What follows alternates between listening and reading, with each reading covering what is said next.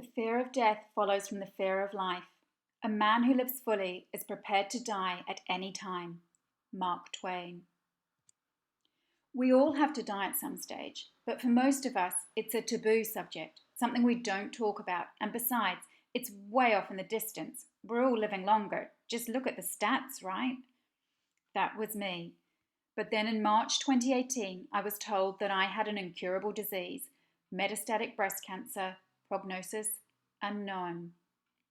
Suddenly, my life, retirement, and the prospect of growing old disgracefully flashed before my eyes. It was highly unlikely that would be part of my life story. I had some serious processing to do.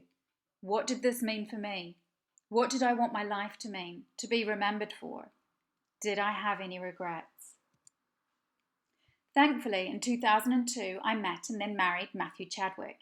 What I didn't know about Matt when I first met him was that he was living with a brain tumour.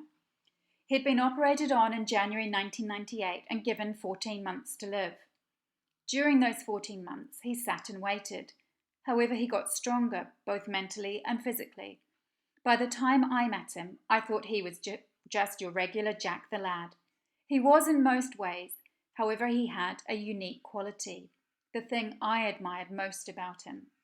He valued life and lived life. Matt didn't regret having a brain tumour. In fact, he was grateful as it gave him the wake-up call he needed. He'd been existing rather than living. Matt's 14-month prognosis enabled him to reassess his values. What was really important now that life was extremely precious? What truly mattered? With this perspective, Matt's values changed. He realised he loved travelling and he loved history. He combined the two, completing a PGC and becoming a history teacher, with the aim of teaching in international schools around the world. I learnt so much from living with Matt, but it wasn't until I was diagnosed with a life-limiting, incurable disease that my life was put in perspective and I had to reassess my values. I was 41, a widow, living by myself in London with Matt's family in the Midlands and my family either in New Zealand or America. I had so many questions flying around my head. What did I still want to achieve, to see, to do? What did I fear missing out on? And more importantly, what did I need to do sooner rather than later? I wanted answers, but sometimes there are none. The one question I could answer was, did I fear death? Strangely, I felt a sense of peace about it. I've packed a lot in, made the most of opportunities and not been held back by a fear of failure. I've made mistakes, learnt the hard way a few more times than I care to admit, but I don't regret any of it. I don't regret moving around so much in my 20s, living and working in 5 countries.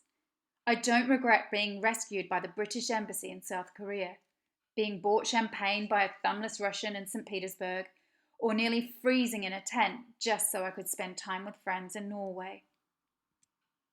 Contemplating the reality of my own death and the elusive meaning of life, I realised I'd achieved success and happiness. For me, the epitome of success was being surrounded by friends and family throughout my treatment. These people were prepared to make personal sacrifices and travel huge distances to be there for me, to make sure I wasn't alone. That was success money couldn't buy. I'll die happily knowing I've achieved personal success. And happiness, I felt as if I'd been searching for it for so long, only to realise it's a state of mind.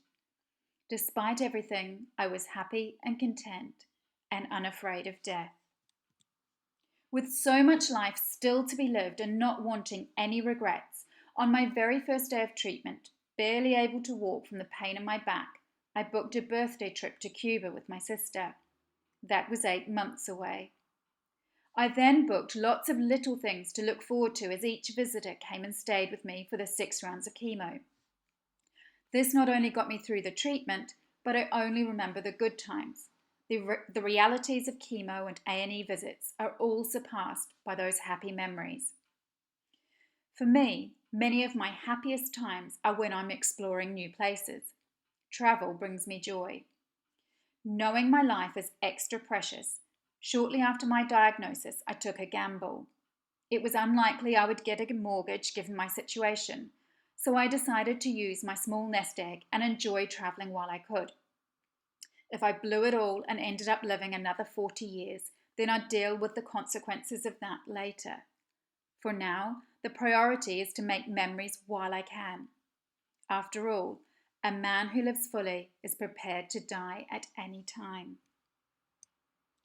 Recently, many of us have been forced to reflect on our own lives as COVID-19 disrupts life on a global scale. Do you fear death? Would you have regrets if COVID-19 came knocking at your door tomorrow? What do you wish you'd done more of, and what do you wish you'd stopped doing? What have you been putting off until the time is right? What I invite you all to do now is to take the time to reflect on your values. What do you need to do to start living fully?